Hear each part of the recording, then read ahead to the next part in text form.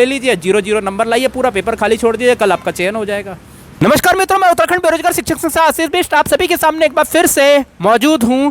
आज के इस वीडियो में बहुत सी आश्चर्यचकित, अनोखी और बहुत ही हास्यास्पद कह सकते हैं एक खबर लेके आए हैं, जो कि पूरी शिक्षा व्यवस्था में एक बहुत बड़ा धब्बा जो है वो उजागर कर रहा है। जी हाँ, यहाँ पर आरपीएससी यानी कि Rajasthan public service commission, Rajasthan लोक सेवा आयोग के अंदर एक ऐसे अभ्यर्थी का चयन हुआ है, हो सकता है उनका रिजर्वेशन कैटेगरी के अंदर चयन हुआ हो, जिनके आपको बता दें कि 2 विषयों में उनके 0 नंबर हैं और गणित जैसे विषय में उनके -9.79 नंबर है।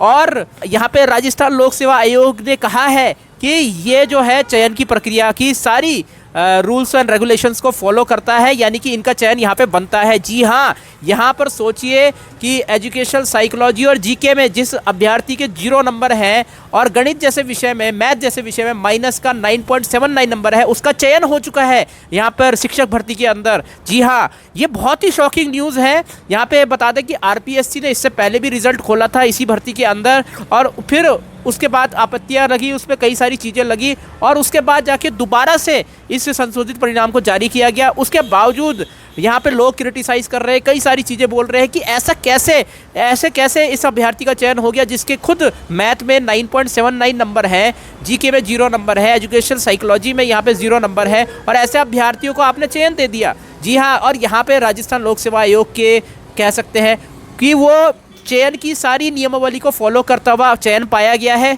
मतलब कि जो नियमावली रहती है नॉर्मली सिलेक्शन प्रोसेस की, वो सारी रूल्स एंड रेगुलेशन उसने फॉलो किए हैं, चयन के जितने भी रेगुलेशन से उन्होंने फॉलो किए हैं, और उनका चयन यहाँ पे बनता था। इसी कारण से यहाँ पर उसका चयन यहाँ पर हो गया है, उस अभ्यर्थी का चयन यहाँ पर हो गया है। आइए सबसे पहले आप जैसे कि देख सकते हैं दैनिक भास्कर की ये रिपोर्ट है। अजमेर अब एक ऐसा कैंडिडेट जिसके जीके और एजुकेशन साइकोलॉजी के पेपर में 0 और गणित में -9.79 अंक मिले हों, वह सरकारी स्कूल में बच्चों को गणित पढ़ाएगा। मैथ पढ़ाने वाला, जिसके मैथ में खुद 0 से भी कम नंबर है, वो अब मैथ पढ़ाने वाला है सरकारी स्कूल में बच्चों को। यह चयन राजस्थान लोक सेवा आयोग द्वारा किया गया है। यह चयनित कैंडिडेट की मार्कशीट अब सार्वजनिक हुई है, जिसमें यह खुलासा हुआ है। बता दें कि ये लगभग अक्टूबर 2025 का मामला है जहां इसका चयन हो गया था, लेकिन अब क्योंकि उसके अंक सार्वजनिक हो गए हैं इसी महीने, तो अब ये सारी चीज़ें सामने निकल के आ चुकी हैं। आयोग ने पिछले दिनों वरिष्ठ अध्यापक गणित विषय का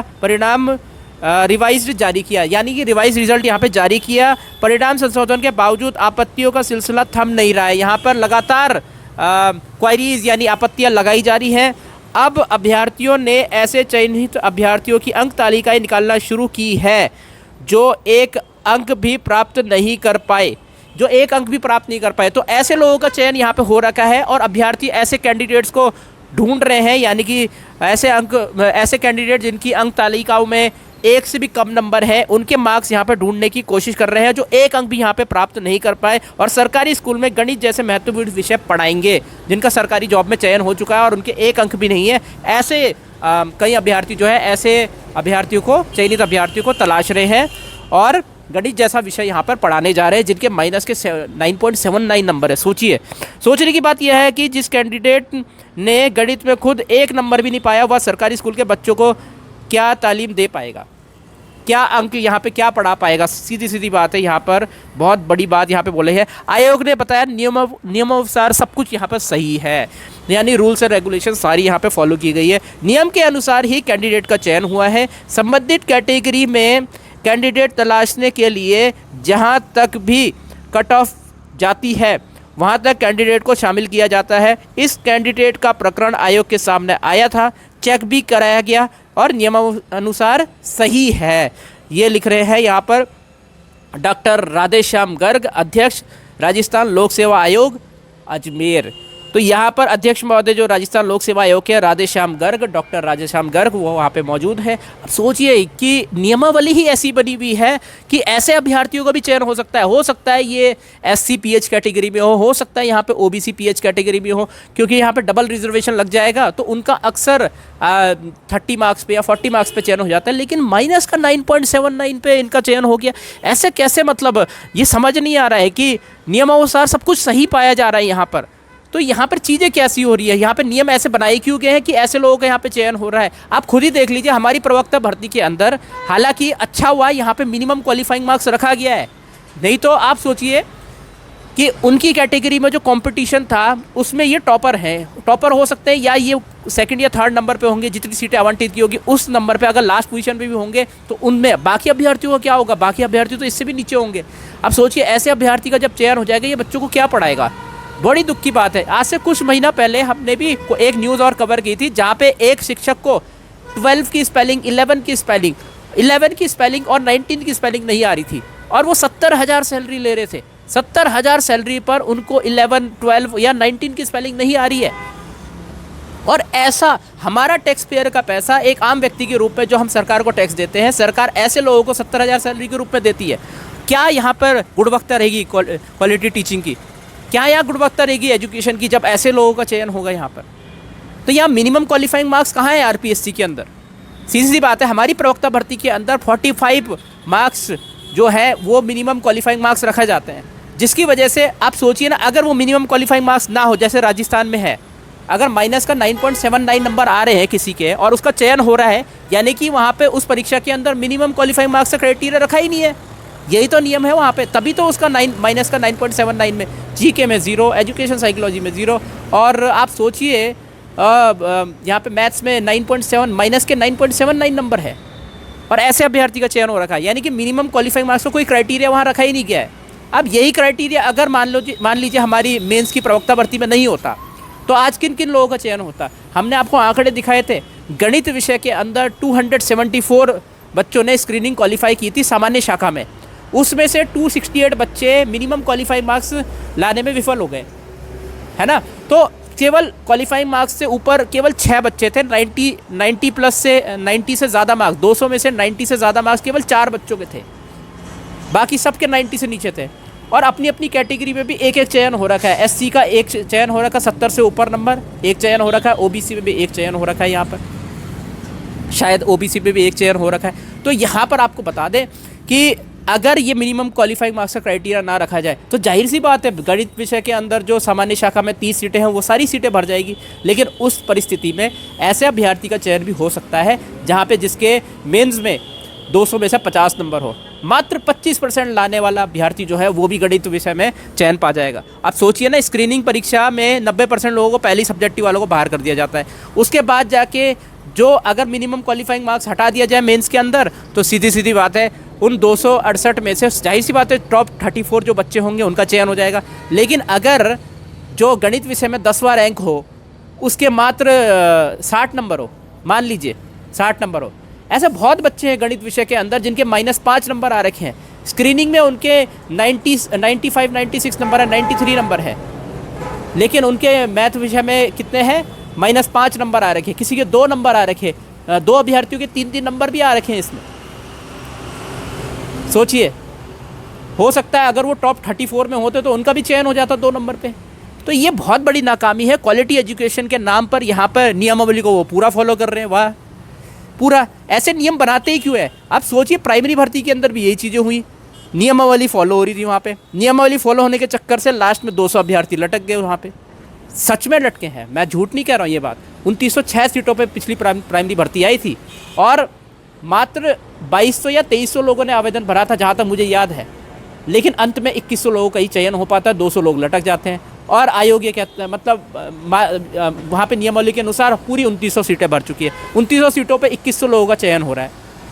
क्यों नियमावली ऐसी है? क्योंकि एक अभ्यर्थी ने क्या किया कि उसने मान लीजिए कहीं पर पहली काउंसलिंग में उसने कहीं और चयन ले लिया, वहाँ पे कहीं और वो प्राइमरी भर्ती में शामिल हो गया, मतलब उसने चयन ले लिया कहीं और, मान लीजिए उधम सिंह नगर में चयन ले लिया। अब उसने क्या किया, तीसरी काउंसलिंग में जब उसका दोबारा नाम आया उसने हो सकता है हरिद्वार ले लिया हो, और नियम के अनुसार दोनों सीटें जो हैं वो वेकेंट नहीं मानी जाएगी, वो दोनों सीटें भरी हुई मानी जाएंगी। अरे भैया, जब उसने वो वाली पहली वाली सीट छोड़ के दूसरी जगह पे ज्वाइन कर लिया है तो उस सीट को रिक्त माना जाना चाहिए था ना, लेकिन आपके नियम में है ही नहीं। तो वहाँ पे जहाँ पे उसने सीट छोड़ी है उस सीट को रिक्त नहीं माना जाएगा, आपके नियम में ये है। राजस्थान के आरपीएससी में भी यही नियम आ रखा है कि वो अपने जो रिजर्वेशन कैटेगरी की वो सारी नियमावली को फॉलो करता है। तो आपने मिनिमम क्वालिफाइड मार्क्स का क्राइटेरिया रखा ही क्यों नहीं? इस विज्ञप्ति को निकालने से पहले आपको बहुत सारे संशोधन करने चाहिए थे। अब मान लेते हैं अगर मिनिमम क्वालिफाइंग मार्क्स का क्राइटेरिया भी राजस्थान लोक सेवा आयोग रख देता, यहाँ पर आरपीएससी रख देता, तो भी चलो इस अभ्यर्थी अगर चयन नहीं भी होता तो भी बच्चों की सीट, वहाँ पे सीट तो खाली जाती, वो सीट तो खाली चली जाती। उसकी वजह से जिस स्कूल में टीचर आवंटित होना था वहाँ पे टीचर ही नहीं होता, तो बच्चों की पढ़ाई को उल्टा नुकसान होगा। तो यहाँ पे बहुत कॉम्प्लेक्स सिचुएशन बन रखी है राजस्थान के अंदर। जो टीचर मिल रहे हैं वो क्वालिटी टीचर नहीं मिल रहे, और अगर मिनिमम क्वालिफाइंग मार्क्स का क्राइटेरिया रखा जाए तो वहाँ पे टीचर ही मौजूद नहीं होगा। क्योंकि हालत ये है, उसको चयन इसलिए देना पड़ा क्योंकि वहाँ पे टीचर की अवेलेबिलिटी करवानी है, इस वजह से वहाँ पे जाहिर सी बात है ऐसे माइनस के 9.79 नंबर वाले का चयन वहाँ पे करना पड़ा। अगर उसको चयन ना दिया जाए, मान लेते हैं मिनिमम क्वालिफाइंग मार्क्स रख दिया जाए कि 45% है, और वो 45% तो लाया ही नहीं, ऑब्वियस सी बात है, 0 माइनस का 9.79 नंबर है, तो उसका चयन नहीं हो पाएगा। जिसका मतलब है वो जो सीट है वो खाली चली जाएगी, और वो सीट जिस स्कूल के अंदर भरी जानी थी उस स्कूल के अंदर गणित का टीचर ही नहीं होगा, बच्चों की पढ़ाई को उससे नुकसान होगा। तो यहाँ पे चेंजेस लाने की ज़रूरत है। जैसे कि अभी उत्तराखंड के अंदर प्रवक्ता भर्ती के अंदर अब सबको फेयर एंड इक्वल चांस मिल रहा है, एक ही परीक्षा के अंदर। यहाँ पे परीक्षा तो 2 ही है भले ही, लेकिन अब यहाँ पे है कि सारे बच्चे दोनों परीक्षाएं दे पाएंगे, सारे बच्चे दोनों परीक्षाएं दे पाएंगे। कुछ इस प्रकार की अपॉर्चुनिटी क्रिएट करनी चाहिए। अब मुझे ये समझ नहीं आ रहा कि राजस्थान के शासन विभाग के अंदर कौन कौन से अधिकारी ऐसे बैठे हुए हैं जिन्होंने ऐसी नियमावली बनाई कि ये सारे एक्सेप्शन निकल के आ रहे हैं। आप खुद सोचिए, ऐसे ऐसे शिक्षकों का चयन हो रहा है जिनको 11 की स्पेलिंग नहीं आती, 19 की स्पेलिंग नहीं आती, और 70,000 रुपये सैलरी ले रहे हैं। वो क्या क्वालिटी टीचिंग पढ़ा रहे हैं वो लोग, और वो किस प्रकार से अच्छे हैं। वो ना जीके में अच्छा है वो टीचर जिसका भी चयन हुआ है, ना वो अभी ना जीके में अच्छा है, ना वो एजुकेशन साइकोलॉजी अच्छा है, ना वो एजुकेशन साइकोलॉजी में अच्छा है, 0 नंबर वहाँ आ रखे उसके ऊपर से। इस पे मैथ, जिस सब्जेक्ट को उसको पढ़ाना है, मैथ में ही उसका सिलेक्शन हुआ है, जिस सब्जेक्ट को उसको पढ़ाना है उसमें उसके खुद 0 से भी कम नंबर हैं, वो पढ़ाने जाएंगे। अब सोचिए ना, वो टीचर ना 12 की स्पेलिंग जानता है, ना 11 की स्पेलिंग जानता होगा। मुझे जहाँ तक लगता है अगर इतने नंबर आ रहे हैं तो उसको आते ही क्या होगा। जिस स्कूल में अभी उसको ट्रांसफ़र किया जाएगा या उसका सिलेक्शन, उसको ज्वाइनिंग दी जाएगी जहाँ पर, वहाँ पे क्या पढ़ाएगा वो बच्चों को? क्या इसको संज्ञान में नहीं लेना चाहिए? क्या इसमें अधिकारियों को नियमावली अभी विज्ञप्ति के बीच में ही चेंज नहीं करनी चाहिए और उसको रेट्रोस्पेक्टिवली जारी कर देना चाहिए कि हम ऐसे अभ्यर्थी को आप चयन नहीं करेंगे? क्योंकि ये संविधान के अंदर एक ताकत दी गई है यहाँ पर अधिकारियों को और नेताओं को कि वो रेट्रोस्पेक्टिवली ऐसी नियम बना सकते हैं कि भर्ती शुरू होने से पहले, यानी कि वो ऐसा नियम बना दे कि हाँ अब हम मिनिमम क्वालिफाइंग मार्क्स का क्राइटेरिया रखेंगे इस भर्ती के अंदर, बाद में रखेंगे आने वाली भर्ती के नहीं। रेट्रोस्पेक्टिव का मतलब होता है कि 3 साल पहले से ये लागू होगा, जिसकी वजह से उसका चयन यहाँ पर नहीं हो पाएगा। ये सारे सोल्यूशंस हैं जिसकी वजह से उसका चयन वहाँ पे नहीं हो पाएगा, तो हमें ख़राब क्वालिटी का टीचर स्कूल के अंदर देखने को नहीं मिलेगा। ऐसी प्रवक्ता भर्ती के अंदर भी ये सारी चीज़ें आप सोचिए ना, 2-2 नंबर, 3-3 नंबर, -5 नंबर, ऐसे नंबर देखने को मिल रहे हैं। अब सोचिए अगर मिनिमम क्वालिफाइंग मार्क्स का क्राइटेरिया ना रखा जाए और वही अभ्यर्थी अगर टॉप 34 के अंदर आ जाए, जो मैथ्स के अंदर टोटल सीटें 34 थी, तो ऐसे अभ्यर्थी का भी चयन हो जाएगा 2 नंबर में। तो खैर यही देखने को मिल रहा है यहाँ पे भी आरपीएससी में, मिनिमम क्वालिफाइंग मार्क्स है ही नहीं इसमें, और इसकी वजह से आज माइनस के 9.8 वाले का भी सिलेक्शन हो गया। अब तो मुझे लगता है कि भाई इसमें कोचिंग करने की भी ज़रूरत नहीं है, भैया पूरा पेपर खाली छोड़ के चले जाओ और सिलेक्शन पा लो, है ना? यही तो है और क्या है।